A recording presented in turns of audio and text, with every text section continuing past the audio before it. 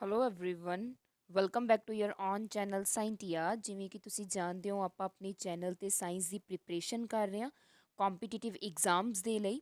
ਅਗਰ ਤੁਸੀਂ ਚੈਨਲ ਤੇ ਨਿਊ ਹੋ ਤਾਂ ਚੈਨਲ ਨੂੰ ਸਬਸਕ੍ਰਾਈਬ ਕਰ ਲਓ, ਬੈਲ ਆਈਕਨ ਨੂੰ ਪ੍ਰੈਸ ਕਰ ਲਓ ਸੋ ਦੈਟ ਤੁਹਾਨੂੰ ਹਰ ਅਪਡੇਟ ਟਾਈਮ ਤੇ ਮਿਲਦੀ ਰਹੇ।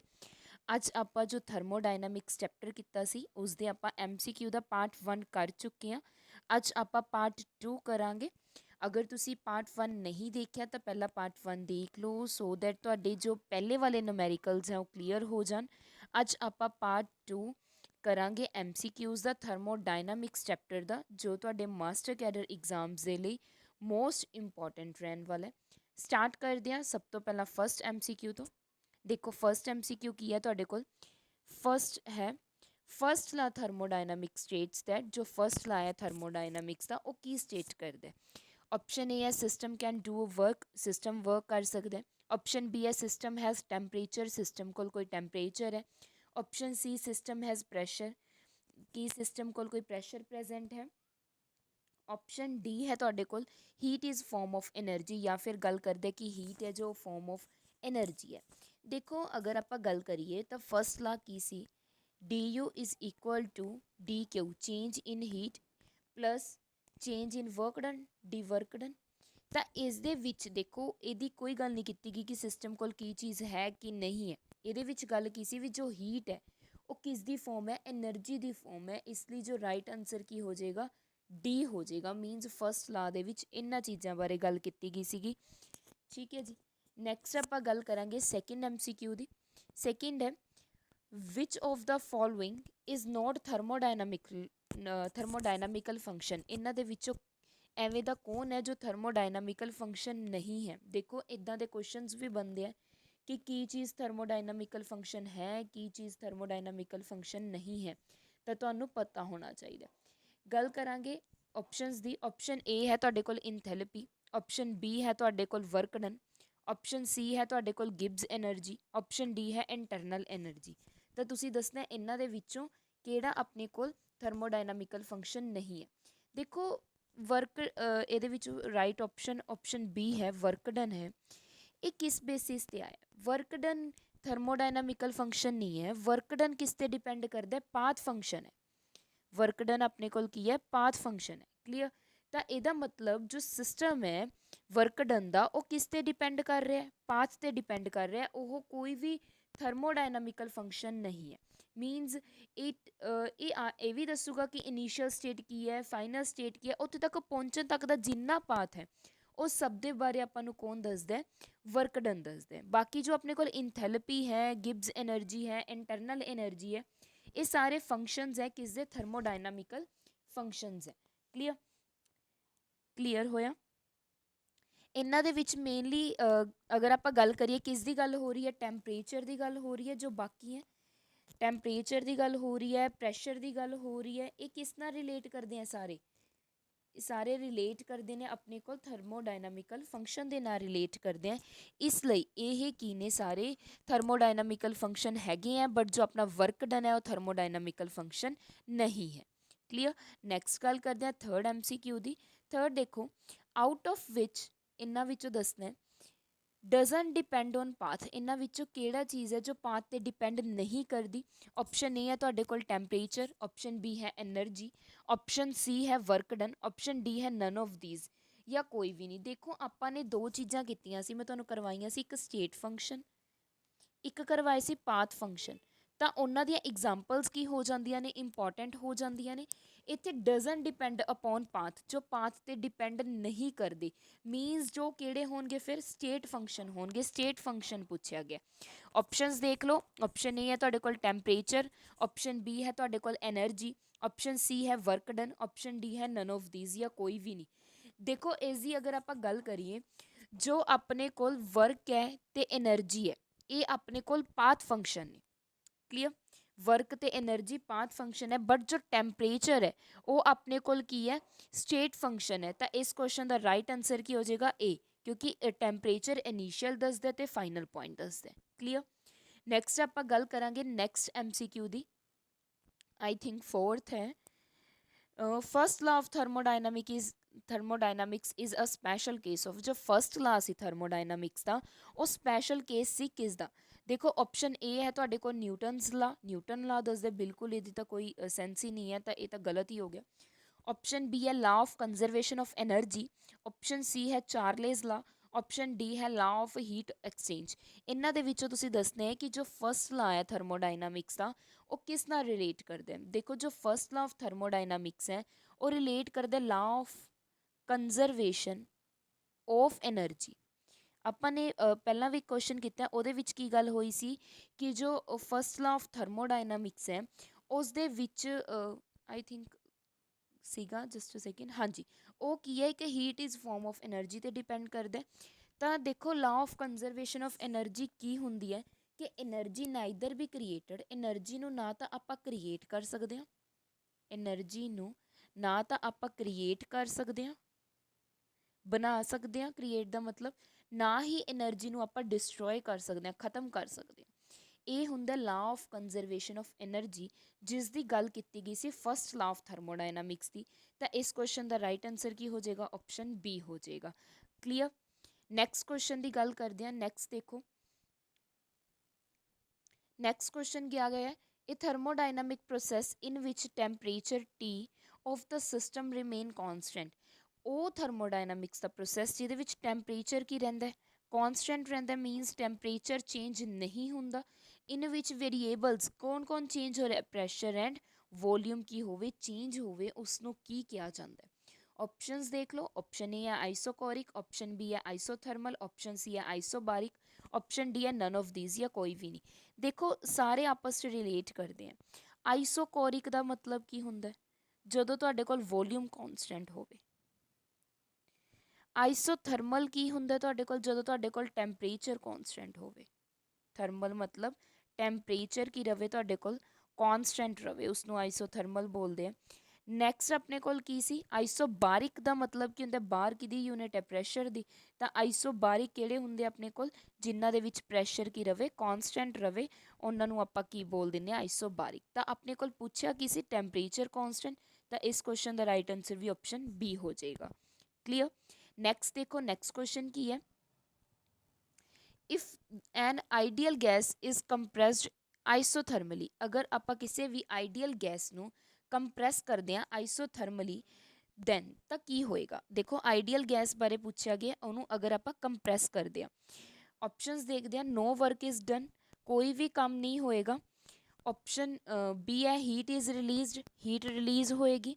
ਆਪਸ਼ਨ ਸੀ ਹੈ the internal energy of gas will increase, internal energy increase ਹੋਏਗੀ। ਆਪਸ਼ਨ ਡੀ ਹੈ pressure doesn't change, pressure change ਨਹੀਂ ਹੋਏਗਾ। ਆਈਡੀਅਲ ਗੈਸ ਇਕੁਏਸ਼ਨ ਕੀ ਹੁੰਦੀ ਹੈ? PV is equal to NRT। ਇਹ ਆਪਣੇ ਕੋਲ ਕੀ ਹੁੰਦੀ ਹੈ? Ideal gas equation. ਤਾਂ ਇਸ ਦੇ ਵਿੱਚ ਅਗਰ ਆਪਾਂ ਗੱਲ ਕਰੀਏ, ਇਹਦੇ ਵਿੱਚ ਕੀ ਆਏਗਾ? ਦੇਖੋ ਇਸ ਦੇ ਵਿੱਚ ਕੀ ਹੁੰਦਾ, ਅਗਰ ਆਪਾਂ ਨੋਰਮਲ ਜੀ ਗੱਲ ਕਰੀਏ ਤਾਂ ਵਰਕ ਡਨ ਤਾਂ ਹੋਏਗਾ ਹੀ ਹੋਏਗਾ। ਪ੍ਰੈਸ਼ਰ ਵੀ ਚੇਂਜ ਹੁੰਦਾ, ਪ੍ਰੈਸ਼ਰ ਇਨਕਰੀਜ਼ ਹੁੰਦਾ, ਬਟ ਆਪਾਂ ਨੇ ਕੀ ਦੱਸਣਾ? ਆਈਸੋਥਰਮਲੀ ਦੱਸਣਾ, ਜਦੋਂ ਆਪਣੇ ਕੋਲ ਟੈਂਪਰੇਚਰ ਕੀ ਹੋਏਗਾ? ਕੌਨਸਟੈਂਟ ਹੋਏਗਾ। ਤਾਂ ਇਸ ਕੁਐਸਚਨ ਦਾ ਰਾਈਟ ਆਨਸਰ ਕੀ ਹੈ ਤੁਹਾਡੇ ਕੋਲ? ਆਪਸ਼ਨ ਸੀ ਹੈ ਇੰਟਰਨਲ ਐਨਰਜੀ ਕੀ ਹੋਏਗੀ ਗੈਸ ਦੀ? ਇਨਕਰੀਜ਼ ਹੋਏਗੀ। ਠੀਕ ਹੈ ਜੀ, ਇੰਟਰਨਲ ਐਨਰਜੀ ਕੀ ਹੋਏਗੀ? ਇਨਕਰੀਜ਼ ਹੋਏਗੀ। ਜਿਹੜਾ ਟੈਂਪਰੇਚਰ ਹੈ ਉਹ ਆਪਣੇ ਕੋਲ ਕਿਉਂਕਿ ਕੌਨਸਟੈਂਟ ਹੈ। ਵੋਲਿਊਮ ਕੀ ਹੋਏਗਾ? ਡਿਕਰੀਜ਼ ਹੋਏਗਾ। ਅਗਰ ਵੋਲਿਊਮ ਪੁੱਛ ਲੈਂਦੇ ਤਾਂ ਵੋਲਿਊਮ ਕੀ ਹੋਏਗਾ ਇਹਦੇ ਵਿੱਚ? ਡਿਕਰੀਜ਼ ਹੋਏਗਾ। ਤਾਂ ਇਸ ਵੇ ਦੇ ਨਾਲ ਤੁਸੀਂ ਕੀ ਹੈ ਇਹ ਯਾਦ ਰੱਖਣਾ ਕਿ ਕਿਸ ਕਿਸ ਚੀਜ਼ 'ਤੇ ਫਰਕ ਪਏਗਾ। ਕਲੀਅਰ। ਨੈਕਸਟ ਆਪਾਂ ਗੱਲ ਕਰਾਂਗੇ ਨੈਕਸਟ ਕੁਐਸਚਨ ਦੀ। ਨੈਕਸਟ ਦੇਖੋ, ਐਨ ਐਡੀਆਬੈਟਿਕ ਪ੍ਰੋਸੈਸ ਅਕਰ ਐਟ ਕੌਨਸਟੈਂਟ। ਦੇਖੋ ਐਡੀਆਬੈਟਿਕ ਪ੍ਰੋਸੈਸ ਪੁੱਛਿਆ। ਐਡੀਆਬੈਟਿਕ ਪ੍ਰੋਸੈਸ ਕੀ ਹੁੰਦਾ? ਜਿਹਦੇ ਵਿੱਚ ਆਪਣੇ ਕੋਲ ਹੀਟ ਕੀ ਰਵੇ? ਕੌਨਸਟੈਂਟ ਰਵੇ, ਮੀਨਸ ਚੇਂਜ ਇਨ ਹੀਟ ਆਪਣੇ ਕੋਲ ਕੀ ਹੋਊਗਾ? ਜ਼ੀਰੋ। ਤਾਂ ਆਪਸ਼ਨ ਦੇਖ ਲਓ, ਕੌਨਸਟੈਂਟ ਕੀ ਪੁੱਛਿਆ ਸੀ, ਮੈंने ਆਨਸਰ ਦੱਸ ਹੀ ਦਿੱਤਾ। ਆਪਸ਼ਨ ਸੀ ਰਾਈਟ ਹੋ ਜਾਏਗਾ।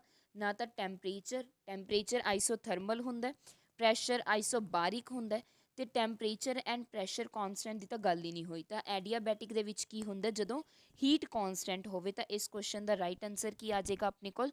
ਆਪਸ਼ਨ ਸੀ ਆ ਜਾਏਗਾ। ਨੈਕਸਟ ਕੁਐਸਚਨ ਦੇਖਦੇ ਹਾਂ।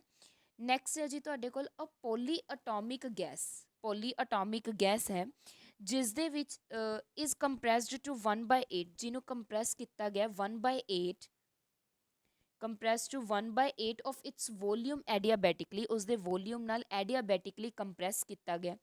If its initial pressure is P naught, initial pressure ਆਪਣੇ ਕੋਲ ਪੀ ਨੋਟ ਗਿਵਨ ਹੈ, then its new pressure will be, new pressure ਕੀ ਹੋਏਗਾ। ਸਭ ਤੋਂ ਪਹਿਲਾਂ ਦੇਖੋ ਆਪਾਂ ਨੇ ਨਾ ਇੱਕ ਮੈਂ ਤੁਹਾਨੂੰ ਫਾਰਮੂਲਾ ਕਰਵਾਇਆ ਸੀ ਐਡੀਆਬੈਟਿਕ ਦਾ। ਐਡੀਆਬੈਟਿਕ ਦਾ ਫਾਰਮੂਲਾ ਕੀ ਹੁੰਦਾ ਹੈ, ਪੀ ਵੀ ਦੀ ਪਾਵਰ ਗਾਮਾ -1, ਆਪਾਂ ਪਹਿਲਾਂ ਵੀ ਕਰ ਚੁੱਕੇ ਇੱਕ ਨੂਮੈਰੀਕਲ 'ਚ, ਇਜ਼ ਇਕੁਅਲ ਟੂ ਕੌਨਸਟੈਂਟ। ਐਡੀਆਬੈਟਿਕਲੀ ਕਿਹਾ ਤਾਂ ਓਬਵੀਅਸ ਗੱਲ ਹੈ ਆਪਾਂ ਇਹ ਲਵਾਂਗੇ। ਹੁਣ ਆਪਣੇ ਕੋਲ ਪੀ ਕਿੰਨਾ ਗਿਵਨ ਹੈ, ਪੀ ਨੋਟ, ਇਨੀਸ਼ੀਅਲ ਪੀ ਨੋਟ ਗਿਵਨ ਹੈ। ਵੀ ਆਪਣੇ ਕੋਲ ਕਿੰਨਾ ਹੈ, ਵੀ ਲਿਖਾਂਗੇ ਸੌਰੀ, ਗਾਮਾ ਕਿੰਨਾ ਗਿਵਨ ਹੈ ਆਪਣੇ ਕੋਲ 4/3, ਮੀਨਸ 4/3 ਦੀ -1 ਬਣ ਗਿਆ ਆਪਣੇ ਕੋਲ। ਕਿਸ ਦੇ ਇਕੁਅਲ ਹੈ ਆਪਣੇ ਕੋਲ, ਇਹਨਾਂ ਨੇ ਕੀ ਦਿੱਤਾ ਹੋਇਆ, ਇਹਨੂੰ ਕੰਪਰੈਸ ਕੀਤਾ ਗਿਆ ਜਦੋਂ ਆਪਣੇ ਕੋਲ ਵੋਲਿਊਮ ਕਿੰਨਾ 8। ਇਟ ਮੀਨਸ ਆਪਾਂ ਕੀ ਲੈ ਸਕਦੇ ਹਾਂ, ਪ੍ਰੈਸ਼ਰ P1, ਵੋਲਿਊਮ ਆਪਣੇ ਕੋਲ ਕਿੰਨਾ ਆਇਆ 1/8 ਚੇਂਜ ਹੋ ਰਿਹਾ ਵੋਲਿਊਮ, ਦੀ ਪਾਵਰ ਕਿੰਨੀ ਆਪਣੇ ਕੋਲ 4/3। ਇਸ ਵੇ ਦੇ ਨਾਲ ਕਰ ਸਕਦੇ ਹਾਂ। ਦੇਖੋ ਨੈਕਸਟ ਅਗਰ ਮੈਂ ਗੱਲ ਕਰਾਂ ਤਾਂ ਇਹਦੇ ਵਿੱਚ P1 ਨੂੰ ਇੱਦਾਂ ਰੱਖੋ, ਸੇਮ ਰੱਖਿਆ ਆਪਾਂ, P1 ਨੂੰ ਇਹਨੂੰ ਚੇਂਜ ਨਹੀਂ ਕਰ ਰਹੇ। ਪੀ ਨੋਟ ਅਗਰ ਆਪਾਂ ਇੱਧਰ ਪੀ ਨੋਟ ਆਪਣੇ ਕੋਲ V ਦੀ ਪਾਵਰ ਕੀ ਬਣੇਗੀ ਆਪਣੇ ਕੋਲ, ਇਸ ਨੂੰ V ਨੂੰ ਵੀ ਨਾ ਚੇਂਜ ਕਰਨ ਦੀ ਲੋੜ ਨਹੀਂ, ਇੱਕ ਵਾਰ ਤੁਸੀਂ ਇੱਦਾਂ ਹੀ ਰੱਖ ਲਓ, ਇੱਦਾਂ ਹੀ ਰੱਖ ਲਿਆ। V ਦੀ ਆਪਣੇ ਕੋਲ ਕੀ ਹੈ 4/3, ਇੱਥੇ ਆਪਣੇ ਕੋਲ V ਦੀ ਕਿੰਨੀ ਸੀਗੀ, V ਦੀ /8 ਦੀ ਪਾਵਰ 4/3, ਸੇਮ ਹੈ। ਇੰਨਾ ਚੀਜ਼ ਤੁਹਾਨੂੰ ਕਲੀਅਰ ਹੋਇਆ, ਆਈ ਥਿੰਕ ਇਹ ਉੱਪਰ ਵਾਲਾ ਸਟੈਪ ਰਿਪੀਟ ਹੋ ਗਿਆ ਆਪਣਾ, ਕਲੀਅਰ। ਤਾਂ ਇੱਥੋਂ ਆਪਾਂ ਨੇ P1 ਦੀ ਨਾ ਵੈਲਿਊ ਨਿਕਾਲਣੀ ਹੈ ਇਨ ਟਰਮਸ ਆਫ, ਤੁਸੀਂ ਕੁਐਸਚਨਸ ਦੇ ਅਕੋਰਡਿੰਗ ਦੇਖੋ ਤਾਂ P ਨੋਟ ਦੀ ਨਿਕਲੀ ਹੋਈ ਹੈ ਨਾ, ਤਾਂ ਮਤਲਬ P1 ਦੀ ਆਪਾਂ ਵੈਲਿਊ ਨਿਕਾਲਾਂਗੇ। ਜਦੋਂ ਤੁਸੀਂ P1 ਦੀ ਵੈਲਿਊ ਨਿਕਾਲੋਗੇ ਤਾਂ ਇਹ ਟਰਮ ਸਾਰੀ ਉੱਧਰ ਚਲੀ ਜਾਊਗੀ, ਕੀ ਆਪਣੇ ਕੋਲ P ਨੋਟ V ਦੀ ਪਾਵਰ 4/3 ਅਪੋਨ 'ਚ ਆਪਣੇ ਕੋਲ ਕੀ ਆ ਗਿਆ V/8 ਦੀ ਪਾਵਰ ਕਿੰਨੀ ਆ ਗਈ 4/3। ਇੱਥੇ ਤੱਕ ਕਲੀਅਰ ਹੋਇਆ। ਨੈਕਸਟ ਅਗਰ ਆਪਾਂ ਕੀ ਲਿਖਾਂਗੇ, ਇੱਥੋਂ ਹੁਣ ਚੇਂਜ ਹੋ ਜਾਏਗਾ ਤਾਂ P ਨੋਟ ਇੱਦਾਂ ਹੀ ਰਹਿ ਜਾਏਗਾ, V ਦੀ ਪਾਵਰ 4/3, ਨੀਚੇ ਵੀ ਤੁਹਾਡੇ ਕੋਲ ਕੀ ਆ ਜਾਏਗਾ V ਦੀ ਪਾਵਰ 4/3, ਤੇ ਜੋ 8 ਹੈ ਉਹ ਉੱਪਰ ਚਲਾ ਜਾਏਗਾ, 8 ਦੀ ਪਾਵਰ 4/3 ਉੱਪਰ ਚਲਾ ਜਾਏਗਾ। ਇਸ ਤਰ੍ਹਾਂ ਨਾਲ V ਦੀ ਪਾਵਰ 4/3 ਨਾਲ V ਦੀ ਪਾਵਰ 4/3 ਕੈਂਸਲ। P ਨੋਟ 8 ਨੂੰ ਮੈਂ ਕੀ ਲਿਖ ਸਕਦੀ ਹਾਂ, 8 ਨੂੰ ਮੈਂ 2 ਦੀ ਪਾਵਰ ਲਿਖ ਸਕਦੀ ਹਾਂ, 2 ਦੀ ਪਾਵਰ 3, ਸੋ ਦੈਟ ਆਪਣਾ ਨੀਚੇ ਵਾਲਾ 2 ਕੱਟ ਹੋ ਜਾਏ, 4 ਦੀ ਪਾਵਰ 3, 3 ਨਾਲ 3 ਕੈਂਸਲ ਹੋ ਗਿਆ। ਕੀ ਰਹਿ ਗਿਆ ਆਪਣੇ ਕੋਲ P ਨੋਟ 2 ਦੀ ਪਾਵਰ 4 ਰਹਿ ਗਿਆ। 2 ਦੀ ਪਾਵਰ ਨੂੰ ਜਦੋਂ ਆਪਾਂ ਸੋਲਵ ਕਰਾਂਗੇ ਕਿੰਨਾ ਆਏਗਾ, 2 ਦੀ 4 ਟਾਈਮਸ ਕਰਾਂਗੇ 16 ਬਣ ਜਾਏਗਾ। ਤਾਂ ਇਸ ਦਾ ਮਤਲਬ ਆਪਣੇ ਕੋਲ P1 ਕਿੰਨਾ ਆ ਜਾਏਗਾ, P1 ਆ ਗਿਆ ਆਪਣੇ ਕੋਲ 16 P ਨੋਟ, ਕਲੀਅਰ। ਤਾਂ ਦੇਖ ਲੈਂਦੇ ਹਾਂ ਆਪਣੇ ਕੋਲ ਰਾਈਟ ਆਨਸਰ ਕੀ ਬਣ ਜਾਂਦਾ ਹੈ, ਕਿਹੜੀ ਆਪਸ਼ਨ ਸਹੀ ਹੋ ਜਾਂਦੀ ਹੈ। ਇਸ ਕੁਐਸਚਨ ਦਾ ਰਾਈਟ ਆਨਸਰ ਕੀ ਆਪਣੇ ਕੋਲ option B 16 P note, clear. Next ਆਪਾਂ ਗੱਲ ਕਰਾਂਗੇ ਨੈਕਸਟ MCQ ਦੀ। ਆਈ ਹੋਪ ਤੁਹਾਨੂੰ ਸਾਰਾ ਸਮਝ ਆ ਚੁੱਕਿਆ। ਨੈਕਸਟ ਦੇਖੋ, ਨੈਕਸਟ ਕੀ ਕਿਹਾ ਗਿਆ, ਫॉर ਐਡੀਆਬੈਟਿਕ ਪ੍ਰੋਸੈਸ, ਐਡੀਆਬੈਟਿਕ ਪ੍ਰੋਸੈਸ ਹੈ, ਹੁਣੇ ਦੱਸਿਆ ਐਕਚੁਅਲੀ ਮੈਂ ਤੁਹਾਨੂੰ।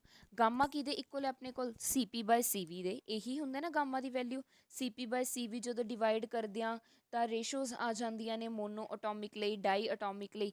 ਮੇਨਲੀ ਅਗਰ ਆਪਾਂ ਗੱਲ ਕਰੀਏ ਗਾਮਾ ਕਿਸ ਨੂੰ ਡੋਨੇਟ ਕਰਦਾ, ਅਟੋਮਿਸਿਟੀ ਨੂੰ, ਕਿਸ ਨੂੰ ਸ਼ੋ ਕਰਦਾ, ਅਟੋਮਿਸਿਟੀ ਨੂੰ। ਤਾਂ ਇਸ ਦਾ ਫਾਰਮੂਲਾ ਕੀ ਹੁੰਦਾ ਗਾਮਾ ਦਾ, ਅਗਰ ਆਪਣੇ ਕੋਲ CP/CV ਹੈ, ਐਡੀਆਬੈਟਿਕ ਪ੍ਰੋਸੈਸ ਹੈ, ਐਡੀਆਬੈਟਿਕ ਪ੍ਰੋਸੈਸ ਦੇ ਲਈ ਆਪਣੇ ਕੋਲ ਕੀ ਟਰਮ ਹੋਏਗੀ, ਆਪਸ਼ਨਸ ਦੇਖ ਲਓ। P ਦੀ ਪਾਵਰ ਗਾਮਾ V ਕਾਂਸਟੈਂਟ ਹੋਏਗਾ। ਸੈਕਿੰਡ ਹੈ ਆਪਣੇ ਕੋਲ T ਦੀ ਪਾਵਰ ਗਾਮਾ V ਕਾਂਸਟੈਂਟ ਹੋਏਗਾ। ਆਪਸ਼ਨ C ਹੈ ਆਪਣੇ ਕੋਲ TV ਦੀ ਪਾਵਰ ਗਾਮਾ -1 ਹੋਏਗਾ। ਆਪਸ਼ਨ D ਹੈ TV ਦੀ ਪਾਵਰ ਗਾਮਾ ਹੋਏਗਾ। ਦੇਖੋ ਆਪਾਂ ਨੇ ਹੁਣੇ ਨਾ ਇੱਕ ਕੁਐਸਚਨ ਕੀਤਾ ਜਿਸ ਦੇ ਵਿੱਚ ਅਗਰ ਮੈਂ ਗੱਲ ਕਰਾਂ ਕਿੰਨਾ ਹੁੰਦਾ TV ਦੀ gamma -1 is equal to constant. ਤਾਂ ਇਸ ਕੁਐਸਚਨ ਦਾ ਰਾਈਟ ਆਨਸਰ ਕੀ ਹੋ ਜਾਏਗਾ, ਆਪਸ਼ਨ C ਹੋ ਜਾਏਗਾ। ਇਹਨੂੰ ਪ੍ਰੂਵ ਵੀ ਕਰ ਸਕਦੇ ਹਾਂ, ਬੜਾ ਹੀ ਸਿੰਪਲ ਹੈ, ਠੀਕ ਹੈ ਜੀ। ਨੈਕਸਟ ਅਗਰ ਆਪਾਂ ਗੱਲ ਕਰੀਏ, ਅਗਰ ਆਪਣੇ ਕੋਲ ਪ੍ਰੈਸ਼ਰ 'ਚ ਪੁੱਛ ਲੈਂਦੇ, ਪ੍ਰੈਸ਼ਰ ਵੋਲੀਅਮ 'ਚ, ਤਾਂ ਉਹਦਾ ਰਿਲੇਸ਼ਨ ਕੀ ਹੁੰਦਾ PV ਦੀ gamma is equal to C constant. अगर प्रैशर वॉल्यूम 'ਚ ਪੁੱਛ ਲੈਣ, ਹੁਣ ਆਪਾਂ ਨੂੰ ਟੈਂਪਰੇਚਰ ਤੇ ਵੋਲਿਊਮ 'ਚ ਪੁੱਛਿਆ ਹੋਇਆ ਸੀ। ਨੈਕਸਟ ਆਪਾਂ ਗੱਲ ਕਰਾਂਗੇ ਨੈਕਸਟ ਕੁਐਸਚਨ ਦੀ। ਨੈਕਸਟ ਕੁਐਸਚਨ ਦੇਖੋ ਨੁਮੈਰੀਕਲ ਹੈ ਤੁਹਾਡੇ ਕੋਲ ਨੈਕਸਟ ਵੀ। An ideal gas is expanded, ਕੋਈ ਵੀ ਆਈਡੀਅਲ ਗੈਸ ਹੈ ਜੋ ਐਕਸਪੈਂਡ ਕਰ ਰਹੀ ਹੈ adiabatically at an initial temperature ਤੇ of 300 Kelvin। initial temperature ਕਿੰਨਾ ਦਿੱਤਾ ਹੋਇਆ ਆਪਣੇ ਕੋਲ 300 Kelvin ਦਿੱਤਾ ਹੋਇਆ that its volume is double। Volume ਨੂੰ ਕੀ ਕੀਤਾ ਹੋਇਆ ਡਬਲ ਕੀਤਾ ਹੋਇਆ। the final temperature of hydrogen gas is, final temperature ਪੁੱਛਿਆ ਹੋਇਆ ਹਾਈਡਰੋਜਨ ਗੈਸ ਦਾ ਕਿੰਨਾ ਹੋਏਗਾ। ਤਾਂ ਦੇਖੋ ਆਪਾਂ ਪਹਿਲਾਂ ਲਿਖ ਲੈਂਦੇ ਹਾਂ ਆਪਾਂ ਨੂੰ ਕੀ ਕੀ ਗਿਵਨ ਹੈ। ਆਪਾਂ ਨੂੰ ਟੈਂਪਰੇਚਰ T1 ਗਿਵਨ ਹੈ, ਕਿੰਨਾ ਦਿੱਤਾ ਹੋਇਆ ਸੀ 300 ਕੈਲਵਿਨ। ਨੈਕਸਟ ਆਪਣੇ ਕੋਲ ਗਾਮਾ ਦੀ ਵੈਲਿਊ ਦਿੱਤੀ ਹੋਈ ਸੀ, ਗਾਮਾ ਆਪਣੇ ਕੋਲ ਗਿਵਨ ਹੈ 1.40। ਨੈਕਸਟ ਆਪਣੇ ਕੋਲ ਵੋਲਿਊਮ ਕੀ ਦਿੱਤਾ ਹੋਇਆ ਸੀ ਟਵਾਈਸ ਦਿੱਤਾ ਹੋਇਆ ਸੀ, ਵੋਲਿਊਮ ਡਬਲ, ਹਾਂਜੀ ਵੋਲਿਊਮ ਡਬਲ ਦਿੱਤਾ ਹੋਇਆ ਸੀ 2V1 ਦਾ ਡਬਲ ਲੈ ਲੈਂਦੇ ਆਪਾਂ। ਨੈਕਸਟ ਦੇਖੋ ਹੁਣੇ ਐਡੀਆਬੈਟਿਕਲੀ ਪ੍ਰੋਸੈਸ ਤਾਂ ਮੈਂ ਤੁਹਾਨੂੰ ਇੱਕ ਕੁਐਸਚਨ 'ਚ ਦੱਸਿਆ ਕਿ TV ਦੀ ਗਾਮਾ -1 ਆਪਣੇ ਕੋਲ ਕੀ ਹੁੰਦਾ ਕੌਨਸਟੈਂਟ ਹੁੰਦਾ। ਤਾਂ ਇਸ ਦਾ ਮਤਲਬ ਕੀ ਹੋ ਜਾਂਦਾ, ਇਹਨੂੰ ਆਪਾਂ ਕਿੱਦਾਂ ਲਿਖ ਸਕਦੇ ਹਾਂ T2/T1 is equal to V1/V2 ਦੀ ਪਾਵਰ ਕਿੰਨੀ ਆ ਜਾਏਗੀ ਆਪਣੇ ਕੋਲ ਗਾਮਾ ਆ ਜਾਏਗੀ, ਲਿਖ ਸਕਦੇ ਹਾਂ ਆਪਾਂ ਉੱਧਰਲੇ ਜਾ ਕੇ ਟਰਮਸ ਨੂੰ। ਠੀਕ ਹੈ ਜੀ, ਹੁਣ ਆਪਣੇ ਕੋਲ ਕੀ ਹੈ T2 ਕਿਹਦੇ ਇਕੁਅਲ T2 ਨਿਕਾਲਣਾ ਆਪਾਂ ਨੇ, ਕਿਸ ਦੇ ਇਕੁਅਲ ਹੋ ਜਾਏਗਾ T1 ਉੱਧਰ ਚਲਾ ਜਾਏਗਾ, ਕੀ ਬਣ ਜਾਏਗਾ ਆਪਣੇ ਕੋਲ V1/V2 ਦੀ ਪਾਵਰ ਕਿੰਨੀ ਆ ਜਾਏਗੀ ਗਾਮਾ ਆ ਜਾਏਗੀ। ਵੈਲਿਊਜ਼ ਪੁੱਟ ਕਰ ਦਿਓ, ਸਬਸਟੀਟਿਊਟ ਕਰ ਦਿਓ। T1 ਆਪਣੇ ਕੋਲ ਕਿੰਨਾ ਸੀ 300 ਗਿਵਨ ਹੈ, 300 ਕੈਲਵਿਨ ਗਿਵਨ ਹੈ। ਵੋਲਿਊਮ ਆਪਣੇ ਕੋਲ ਡਬਲ ਸੀਗਾ ਟਵਾਈਸ ਸੀਗਾ, ਗਾਮਾ ਦੀ ਵੈਲਿਊ ਆਪਣੇ ਕੋਲ ਕਿੰਨੀ ਹੈ 0.4 ਹੈ। ਤਾਂ ਇਸ ਦਾ ਮਤਲਬ ਤੁਸੀਂ ਇਸ ਨੂੰ ਸੋਲਵ ਕਰ ਸਕਦੇ ਹੋ 4 ਦੀ ਪਾਵਰ 10 ਲਿਖ ਲਓ। ਠੀਕ ਹੈ, ਤਾਂ ਇਸ ਨੂੰ ਤੁਸੀਂ ਕੀ ਲਿਖੋਗੇ 300 ਆ ਗਿਆ। ਤਾਂ ਇਹਨੂੰ ਸੋਲਵ ਕਰ ਸਕਦੇ ਹੋ ਤੁਸੀਂ, ਈਜ਼ਲੀ ਸੋਲਵ ਕਰ ਸਕਦੇ ਹੋ। ਇਸ ਨੂੰ ਆਪਾਂ ਬ੍ਰੇਕ ਡਾਊਨ ਕਰ ਸਕਦੇ ਹਾਂ, ਸਕੁਏਅਰ ਬਣਾ ਸਕਦੇ ਹਾਂ। 2 × 2 ਲਿਖ ਸਕਦੇ ਹਾਂ ਆਪਾਂ, 1/2 ਨੀਚੇ ਲਿਖ ਲਓ ਦੀ ਪਾਵਰ 10। ਕਲੀਅਰ, ਇਸ ਦਾ ਮਤਲਬ ਕੀ ਹੋ ਗਿਆ ਜਦੋਂ ਤੁਸੀਂ 1/2 ਨੂੰ ਇਹਨੂੰ ਸੋਲਵ ਕਰ ਸਕਦੇ ਹਾਂ ਆਪਾਂ, ਰਿਵਰਸ ਕਰ ਲੈਂਦੇ ਇਹਨੂੰ 300 2 ਦੀ ਪਾਵਰ 1 ਉੱਪਰ ਕਿੰਨਾ ਆ ਜਾਏਗਾ 10/4 ਚਾਹੇ 2 × 2 ਲਿਖ ਲਓ। ਕਲੀਅਰ, ਇਸ ਦੇ ਨਾਲ ਤੁਸੀਂ ਇਸ ਨੂੰ ਸੋਲਵ ਕਰ ਸਕਦੇ ਹੋ, ਇਸ ਨੂੰ ਖੁਦ ਸੋਲਵ ਕਰਿਓ ਹੋ ਜਾਏਗੀ, ਥੋੜੀ ਕੈਲਕੂਲੇਸ਼ਨ ਹੈ। ਇਹਨੂੰ ਅੰਦਰ ਲੈ ਕੇ ਪ੍ਰੋਡਕਟ ਕਰਕੇ ਵੀ ਹੋ ਜਾਏਗੀ, ਸਿੰਪਲੀ 0.4 ਲੈ ਕੇ ਵੀ ਤੁਸੀਂ ਅੰਦਰ ਪ੍ਰੋਡਕਟ ਕਰ ਸਕਦੇ ਹੋ। ਸੌਰੀ ਫਿਰ 0.4 ਨਹੀਂ ਰਹੇਗਾ, 10 ਦੀ ਪਾਵਰ 4 ਦੀ ਪਾਵਰ 2 ਦੀ ਪਾਵਰ, ਇਸ ਨੂੰ ਸੋਲਵ ਕਰ ਸਕਦੇ ਹੋ। ਕਲੀਅਰ, ਨਾਲ ਮਲਟੀਪਲਾਈ 'ਚ ਤੁਹਾਡੇ 300 ਪਿਆ, ਸੋਲਵ ਕਰ ਲਿਓ। ਇਸ ਦਾ ਅਪਰੋਕਸੀਮੇਟ ਆਨਸਰ ਦੀ ਅਗਰ ਆਪਾਂ ਗੱਲ ਕਰੀਏ ਉਹ ਆ ਜਾਏਗਾ ਤੁਹਾਡੇ ਕੋਲ ਆਪਸ਼ਨ A ਆਏਗਾ। ਆਪਸ਼ਨ A ਦੇ ਨੀਅਰ ਅਬਾਊਟ ਤੁਹਾਡੇ ਕੋਲ ਆਨਸਰ ਆ ਜਾਏਗਾ, ਚੈੱਕ ਕਰ ਲਿਓ ਇੱਕ ਵਾਰ। ਇਸ ਦਾ ਰਾਈਟ ਆਨਸਰ ਕੀ ਹੋ ਜਾਏਗਾ ਤੁਹਾਡੇ ਕੋਲ option A। Clear, next question ਦੇਖਦੇ ਹਾਂ। ਹਾਂਜੀ, ਨੈਕਸਟ ਦਿੱਤਾ ਹੋਇਆ ਵਿਚ of the following is correct in terms of increasing work done for the same initial and final state. मीनस इस दे विच तुहानू की पूछा गया कि which of the following is correct, which of the following is correct in terms of increasing work done increase करना है for same initial and final state. Initial तो final state के लिए आपां ने देखना है, पहला तो आपां ये देख लैंदे हां कि एडियाबैटिक की हुंदा है जिस दे विच एडियाबैटिक की हुंदा जिस दे विच हीट एक्सचेंज नहीं होएगी, आइसोथर्मल जिस च टैंपरेचर कॉन्सटेंट, बारिक दे विच प्रैशर कॉन्सटेंट। ये तीन चीज़ां आपां नूं गिवन है, इन्हां दे बेसिस ते वर्क डन दा इनक्रीजिंग ऑर्डर दसना है आपां। इसनूं तुसीं ऑन द बेसिस ग्राफ भी कर सकते हो। मैंने तुहानूं लास्ट क्वेश्चन च ना ग्राफ करवाया सी, प्रैशर ते वॉल्यूम दे विचकार ग्राफ बनाइए अगर आपां, तो सब तो उपर किहड़ा बनदा अपने कोल आइसो, अगर आपां गल करिए आइसोबारिक, दैन आइसोथर्मल, फिर अपने कोल की आ गया सी एडियाबैटिक, ते इस साइड आइसोकोरिक सीगा, इसनूं आइसोकोरिक सीगा। ठीक है, ये अपने कोल की सीगा बारिक, ਬੀ ਨਾਲ ਲਿਖ ਦਿੰਨੀ ਆ ਆਈਸੋਥਰਮਲ, ਇਹ ਆਪਣੇ ਕੋਲ ਐਡੀਆਬੈਟਿਕ ਸੀਗਾ। ਕਲੀਅਰ। ਤਾਂ ਅਗਰ ਆਪਾਂ ਗੱਲ ਕਰੀਏ ਵਰਕ ਡਨ ਕਿਹਦੇ ਇਕੁਅਲ ਹੁੰਦਾ, ਜਿੰਨਾ ਏਰੀਆ ਕਵਰ ਹੋ ਰਿਹਾ by PV curve, PV curve ਦੁਆਰਾ ਜਿੰਨਾ ਏਰੀਆ ਕੀ ਹੈ ਕਵਰ ਕੀਤਾ ਜਾ ਰਿਹਾ ਹੈ ਵਿਦ ਵੋਲਿਊਮ ਐਕਸਿਸ, ਉਸ ਬੇਸਿਸ ਤੇ। ਤਾਂ ਸਭ ਤੋਂ ਜ਼ਿਆਦਾ ਕਿਹਦਾ ਹੋਏਗਾ ਆਪਣੇ ਕੋਲ ਆਈਸੋਬਾਰਿਕ ਦਾ, ਬਾਰਿਕ ਦਾ। ਦੈਨ ਕੀ ਆਪਣੇ ਕੋਲ ਥਰਮਲ ਹੈ, ਉਸ ਤੋਂ ਬਾਅਦ ਐਡੀਆਬੈਟਿਕ ਦਾ ਏਰੀਆ ਇਹਦੇ ਨੀਚੇ ਸਭ ਤੋਂ ਜ਼ਿਆਦਾ ਹੈ, ਠੀਕ ਹੈ ਰੈੱਡ ਨੀਚੇ। ਉਸ ਤੋਂ ਬਾਅਦ ਥਰਮਲ ਦੇ ਨੀਚੇ ਸਿਰਫ ਆਹ ਵਾਲਾ ਪੋਰਸ਼ਨ ਹੈ ਗ੍ਰੀਨ ਵਾਲਾ, ਔਰ ਆਪਣੇ ਕੋਲ ਐਡੀਆਬੈਟਿਕ ਦੀ ਗੱਲ ਕਰੀਏ ਤਾਂ ਆਪਣੇ ਕੋਲ ਸਿਰਫ ਆਹ ਵਾਲਾ ਹੈ ਇੰਨਾ ਕੁ। ਤਾਂ ਉਸ ਬੇਸਿਸ ਤੇ ਅਗਰ ਆਪਾਂ ਦੇਖੀਏ ਤਾਂ ਇਸ ਕੁਐਸਚਨ ਦਾ ਰਾਈਟ ਆਨਸਰ ਕੀ ਹੋ ਜਾਏਗਾ ਤੁਹਾਡੇ ਕੋਲ, ਆਪਸ਼ਨ ਏ ਹੋ ਜਾਏਗਾ। ਆਪਸ਼ਨ ਏ ਹੋ ਜਾਏਗਾ ਆਈਸੋਬਾਰਿਕ ਸਭ ਤੋਂ ਜ਼ਿਆਦਾ, ਫਿਰ ਆਈਸੋਥਰਮਲ ਦੈਨ ਐਡੀਆਬੈਟਿਕ। ਕਲੀਅਰ।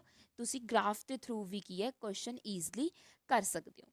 ਨੈਕਸਟ ਕੁਐਸਚਨ ਦਿੱਤਾ ਹੋਇਆ ਤੁਹਾਡੇ ਕੋਲ, a sample of gas expand from volume V1 to V2।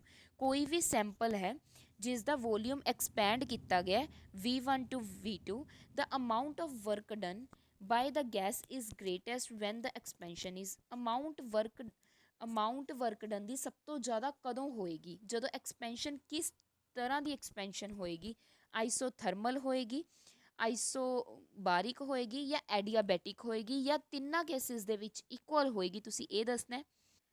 ਹਾਂਜੀ, ਇਸ ਨੂੰ ਵੀ ਤੁਸੀਂ ਗ੍ਰਾਫ ਨਾਲ ਸੋਲਵ ਕਰ ਸਕਦੇ ਹੋ। ਦੇਖੋ ਇਹਦੇ ਵਿੱਚ ਆਪਣੇ ਕੋਲ ਕੀ ਪੁੱਛਿਆ ਗਿਆ ਕਿ ਗ੍ਰੇਟੈਸਟ ਐਕਸਪੈਂਸ਼ਨ ਕਿਹਦੇ ਵਿੱਚ ਹੋਏਗੀ। ਆਪਾਂ ਹੁਣੇ ਗ੍ਰਾਫ ਬਣਾਇਆ ਸੀ P ਤੇ V ਦੇ ਵਿਚਕਾਰ। ਸਭ ਤੋਂ ਜ਼ਿਆਦਾ ਕੀ ਹੁੰਦਾ ਕੌਨਸਟੈਂਟ ਆਈਸੋਬਾਰਿਕ ਹੁੰਦਾ, ਦੈਨ ਆਈਸੋਥਰਮਲ, ਫਿਰ ਐਡੀਆਬੈਟਿਕ, ਇੱਧਰ ਕੋਰਿਕ। ਇੱਦਾਂ ਹੀ ਬਣਾਇਆ ਹੁਣੇ ਆਪਾਂ। ਤਾਂ ਐਟ ਕੌਨਸਟੈਂਟ ਪ੍ਰੈਸ਼ਰ, ਦੇਖੋ ਪ੍ਰੈਸ਼ਰ ਜਦੋਂ ਕੌਨਸਟੈਂਟ ਹੈ ਤੁਹਾਡੇ ਕੋਲ ਤਾਂ ਤੁਹਾਡੀ ਪੀਐਚ ਕਰਵ ਸਭ ਤੋਂ ਜ਼ਿਆਦਾ ਏਰੀਆ ਕਵਰ ਕਰ ਰਹੀ ਹੈ, ਮੈਕਸਿਮਮ ਏਰੀਆ ਕੀ ਕਰ ਰਹੀ ਹੈ ਤੁਹਾਡੇ ਕੋਲ ਕਵਰ ਕਰ ਰਹੀ ਹੈ। ਇਸ ਦਾ ਮਤਲਬ ਜੋ ਵਰਕ ਡਨ ਹੋਏਗਾ, ਜੋ ਵਰਕ ਡਨ ਹੋਏਗਾ ਉਹ ਵੀ ਕੀ ਹੋਏਗਾ ਮੈਕਸਿਮਮ ਹੋਏਗਾ as comparison to other processes. ਤਾਂ ਆਪਣੇ ਕੋਲ ਇਹੀ ਤਾਂ ਪੁੱਛਿਆ ਗਿਆ ਸੀ ਕਿ ਕਦੋਂ ਆਪਣੇ ਕੋਲ ਗ੍ਰੇਟੈਸਟ ਵਰਕ ਡਨ ਕੀਤਾ ਜਾਏਗਾ, ਗ੍ਰੇਟੈਸਟ ਵਰਕ ਹੋਏਗਾ। ਤਾਂ ਇਸ ਕੁਐਸਚਨ ਦਾ ਰਾਈਟ ਆਨਸਰ ਵੀ ਕੀ ਆ ਜਾਏਗਾ ਤੁਹਾਡੇ ਕੋਲ, ਆਪਸ਼ਨ ਬੀ ਆ ਜਾਏਗਾ। ਕਲੀਅਰ ਹੋਇਆ। ਨੈਕਸਟ ਆਪਾਂ ਨੈਕਸਟ ਕੁਐਸਚਨ ਦੀ ਗੱਲ ਕਰਦੇ ਹਾਂ। ਆਈ ਹੋਪ ਤੁਹਾਨੂੰ MCQ ਸਮਝ ਆ ਰਿਹਾ ਹੈ। ਨੈਕਸਟ ਦੇਖੋ, a sample of gas expands from volume V1 to V2। ਅਗਰ ਤੁਹਾਡੇ ਕੋਲ ਸੈਂਪਲ ਕਿਸੇ ਗੈਸ ਦਾ ਐਕਸਪੈਂਡ ਹੋ ਜਾਂਦਾ ਵੋਲਿਊਮ V1 ਟੂ ਲੈ ਕੇ V2, ਆਈ ਥਿੰਕ ਇਹ ਕੁਐਸਚਨ ਰਿਪੀਟ ਹੈ। ਹਾਂਜੀ, ਤਾਂ ਇਸ ਕੁਐਸਚਨ ਦਾ ਰਾਈਟ ਆਨਸਰ ਆਪਾਂ ਹੁਣੇ ਸੋਲਵ ਕੀਤਾ isobaric. Which of the following is a slow process. ਇਹਨਾਂ ਦੇ ਵਿੱਚੋਂ ਸਭ ਤੋਂ ਸਲੋ ਪ੍ਰੋਸੈਸ ਕਿਹੜਾ? ਆਪਸ਼ਨ ਏ ਹੈ ਤੁਹਾਡੇ ਕੋਲ ਆਈਸੋਥਰਮਲ, ਆਪਸ਼ਨ ਬੀ ਹੈ ਐਡੀਆਬੈਟਿਕ, ਆਪਸ਼ਨ ਸੀ ਹੈ ਆਈਸੋਬਾਰਿਕ, ਆਪਸ਼ਨ ਡੀ ਹੈ ਨਨ ਆਫ ਦੀਜ਼। ਤੁਸੀਂ ਸਲੋ ਪ੍ਰੋਸੈਸ ਦੱਸਣਾ ਕਿ ਇਹਨਾਂ ਦੇ ਵਿੱਚੋਂ ਕਿਹੜਾ ਕੀ ਆਪਣੇ ਕੋਲ ਸਲੋ ਪ੍ਰੋਸੈਸ ਹੈ। ਤਾਂ ਇਹ ਕਿਸ ਬੇਸਿਸ ਤੇ ਦੱਸੋਗੇ? ਦੇਖੋ ਅਗਰ ਆਪਾਂ ਗੱਲ ਕਰੀਏ ਐਡੀਆਬੈਟਿਕ ਸਭ ਤੋਂ ਫਾਸਟ ਪ੍ਰੋਸੈਸ ਹੈ। ਕਲੀਅਰ। ਤੇ ਆਪਣੇ ਕੋਲ ਸਲੋ ਪੁੱਛਿਆ ਗਿਆ ਤਾਂ ਇਸ ਕੁਐਸਚਨ ਦਾ ਰਾਈਟ ਆਨਸਰ ਕੀ ਆ ਜਾਏਗਾ ਆਪਣੇ ਕੋਲ, ਆਪਸ਼ਨ ਏ ਆ ਜਾਏਗਾ ਆਈਸੋਥਰਮਲ। ਬਿਕੋਜ਼ ਦੇਖੋ ਜੋ ਆਈਸੋਥਰਮਲ ਹੈ ਇਸ ਦੇ ਵਿੱਚ ਕੀ ਹੈ ਆਪਣੇ ਕੋਲ ਟੈਂਪਰੇਚਰ ਹੈ, ਇਹਦੇ ਵਿੱਚ ਜੋ ਹੀਟ ਟਰਾਂਸਫਰ ਹੋਏਗੀ, ਹੀਟ ਕੀ ਹੋਏਗੀ ਜੋ ਟਰਾਂਸਫਰ ਕੀਤੀ ਜਾਏਗੀ ਉਹ ਕਿਸ ਬੇਸਿਸ ਤੇ ਕੀਤੀ ਜਾਊਗੀ, ਮਤਲਬ ਆਈਸੋਥਰਮਲ ਹੈ, ਹੀਟ ਆਪਣੇ ਕੋਲ ਕੀ ਰਹੇਗੀ ਸੇਮ ਰਹੇ। ਹੀਟ ਜੋ ਟਰਾਂਸਫਰ ਹੋਏਗੀ ਕਦੋਂ ਹੋਏਗੀ, ਜਦੋਂ ਆਪਣੇ ਕੋਲ ਸੇਮ ਕੀ ਹੋਏਗਾ ਟੈਂਪਰੇਚਰ ਹੋਏਗਾ। ਹਾਂਜੀ, ਸੇਮ ਕੀ ਹੋਏਗਾ ਟੈਂਪਰੇਚਰ ਹੋਏਗਾ, ਉਸ ਟਾਈਮ ਆਪਣੇ ਕੋਲ ਹੀਟ ਕੀ ਕਰੇਗੀ ਟਰਾਂਸਫਰ ਕਰੇਗੀ। ਤਾਂ ਇਸ ਦਾ ਮਤਲਬ ਕੀ ਹੈ, ਉਹ ਪ੍ਰੋਸੈਸ ਜਿਹਦੇ ਵਿੱਚ ਆਈਸੋਥਰਮਲ ਤਾਂ ਹੋਏਗਾ ਅਗਰ ਆਪਣੇ ਕੋਲ ਜ਼ਿਆਦਾ ਤੋਂ ਜ਼ਿਆਦਾ ਕੀ ਹੈ ਇਫੈਕਟਿਵਲੀ ਹੀਟ ਕੀ ਹੋਏਗੀ ਟਰਾਂਸਫਰ ਹੋਏਗੀ। ਤਾਂ ਇਹ ਕੀ ਹੈ ਬਹੁਤ ਹੌਲੀ ਹੌਲੀ ਪ੍ਰੋਸੈਸ ਚੱਲਦਾ ਹੈ।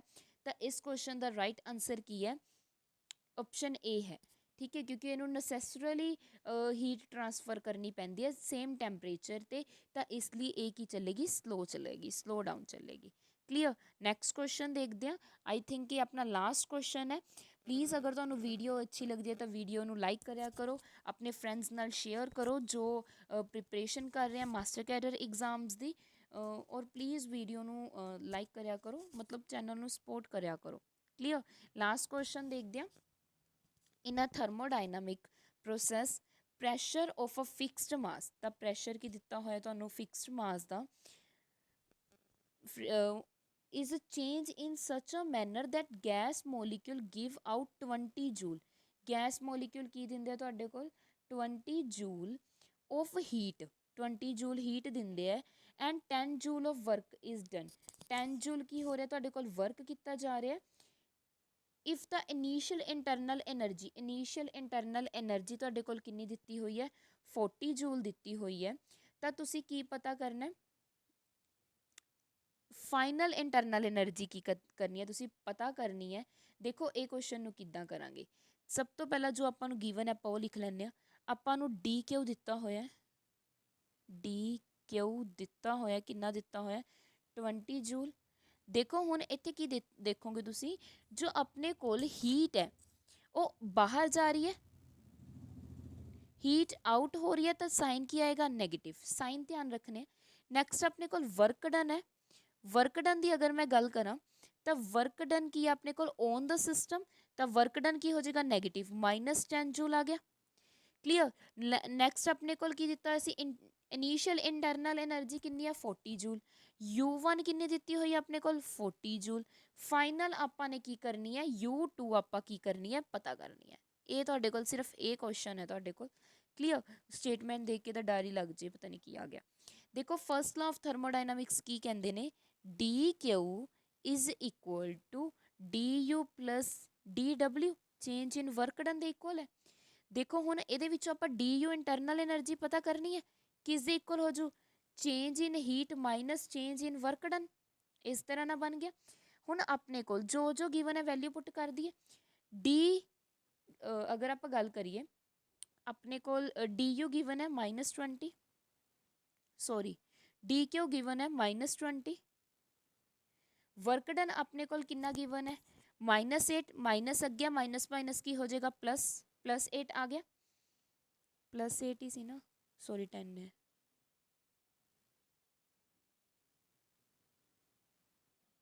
ਇਹ ਤਾਂ -20 ਸੀ ਹਾਂਜੀ +10 ਆ ਗਿਆ ਤਾਂ 20 ਚੋਂ 10 ਗਏ ਕਿੰਨਾ ਆ ਗਿਆ ਆਪਣੇ ਕੋਲ -10 ਆ ਗਿਆ ਇੱਥੇ ਤੱਕ ਕਲੀਅਰ ਹੈ ਨੈਕਸਟ ਆਪਣੇ ਕੋਲ ਕੀ ਪੁੱਛਿਆ ਗਿਆ -10 ਜੂਲ ਆਪਣੇ ਕੋਲ ਇੰਟਰਨਲ ਐਨਰਜੀ ਆ ਗਈ ਫਾਈਨਲ ਇੰਟਰਨਲ ਐਨਰਜੀ ਪਤਾ ਕਰਨੀ ਹੈ ਤਾਂ U2 ਪਤਾ ਕਰਨੀ ਹੈ U1 + du ਹੋ ਜਾਏਗਾ ਕਿੰਨੀ ਚੇਂਜ ਹੋਈ ਹੈ ਇਨੀਸ਼ੀਅਲ ਐਨਰਜੀ ਦੇ ਵਿੱਚ ਇਨੀਸ਼ੀਅਲ ਇੰਟਰਨਲ ਐਨਰਜੀ ਦੇ ਵਿੱਚ ਕਿੰਨੀ ਐਨਰਜੀ ਚੇਂਜ ਹੋਈ ਹੈ ਉਹ ਐਡ ਕਰ ਦਾਂਗੇ ਇਨੀਸ਼ੀਅਲ ਆਪਣੇ ਕੋਲ ਇੰਟਰਨਲ ਐਨਰਜੀ U1 ਕਿੰਨੀ ਗਿਵਨ ਹੈ ਆਪਣੇ ਕੋਲ 40 ਜੂਲ U1 ਆਪਣੇ ਕੋਲ ਕਿੰਨੀ ਹੈ 40 ਜੂਲ ਆਪਣੇ ਕੋਲ ਚੇਂਜ ਇਨ ਇੰਟਰਨਲ ਐਨਰਜੀ ਕਿੰਨੀ ਆਈ ਆਪਣੇ ਕੋਲ -10 ਪੁੱਟ ਕਰ ਦਾਂਗੇ ਕਿੰਨਾ ਆ ਗਿਆ ਆਪਣੇ ਕੋਲ 30 ਜੂਲ ਇਸ ਦਾ ਮਤਲਬ ਆਪਣੇ ਕੋਲ ਫਾਈਨਲ ਇੰਟਰਨਲ ਐਨਰਜੀ ਕਿੰਨੀ ਹੈ 30 ਜੂਲ ਦੇਖਦੇ ਹਾਂ ਕਿਹੜਾ ਆਪਸ਼ਨ ਮੈਚ ਕਰਦਾ ਹੈ ਹਾਂਜੀ ਇਸ ਕੁਐਸਚਨ ਦਾ ਰਾਈਟ ਆਨਸਰ ਆਪਣੇ ਕੋਲ ਆਪਸ਼ਨ A ਹੈ ਆਈ ਹੋਪ ਤੁਹਾਨੂੰ ਸਾਰੇ ਨੂਮੈਰੀਕਲਸ ਕਲੀਅਰ ਹੋ ਚੁੱਕੇ ਹੈ ਅਗਰ ਤੁਹਾਨੂੰ ਵੀਡੀਓ ਅੱਛੀ ਲੱਗੀ ਹੈ ਪਲੀਜ਼ ਵੀਡੀਓ ਨੂੰ ਲਾਈਕ ਕਰਿਓ ਫੀਡਬੈਕ ਦੇਣਾ ਨਾ ਭੁੱਲਿਓ ਕਿ ਤੁਹਾਨੂੰ ਵੀਡੀਓ ਕਿੱਦਾਂ ਲੱਗੀ ਹੈ ਅਤੇ ਆਪਣੇ ਜਿੰਨੇ ਵੀ ਤੁਹਾਡੇ ਮਾਰਕਸ ਬਣੇ ਹੈ ਇਹ ਕੁਐਸਚਨਸ ਕਰੈਕਟ ਹੋਏ ਆਪਣੇ ਮਾਰਕਸ ਕਮੈਂਟ ਬਾਕਸ ਦੇ ਵਿੱਚ ਜ਼ਰੂਰ ਦੱਸਿਓ ਕਲੀਅਰ ਸ਼ੇਅਰ ਕਰੋ ਵੀਡੀਓ ਨੂੰ ਅਤੇ ਅਗਰ ਚੈਨਲ 'ਤੇ ਨਿਊ ਹੋ ਤਾਂ ਚੈਨਲ ਨੂੰ ਸਬਸਕ੍ਰਾਈਬ ਕਰ ਲਓ ਟੈਲੀਗ੍ਰਾਮ ਗਰੁੱਪ ਨੂੰ ਜੁਆਇਨ ਕਰ ਲਓ ਅਗਰ ਤੁਸੀਂ ਟੈਲੀਗ੍ਰਾਮ ਗਰੁੱਪ ਜੁਆਇਨ ਨਹੀਂ ਕੀਤਾ thank you so much thank you